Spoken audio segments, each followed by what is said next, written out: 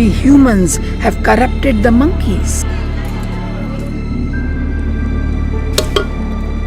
Today, there's a constant fight for food, water, space, everything. The monkey menace is still not being tackled because a menace means more money to certain people and their hunger for dollars, should I say, doesn't go down. They can tackle it, they know it can be tackled, but why isn't it being tackled? I'm sure there's something so serious and sinister behind it.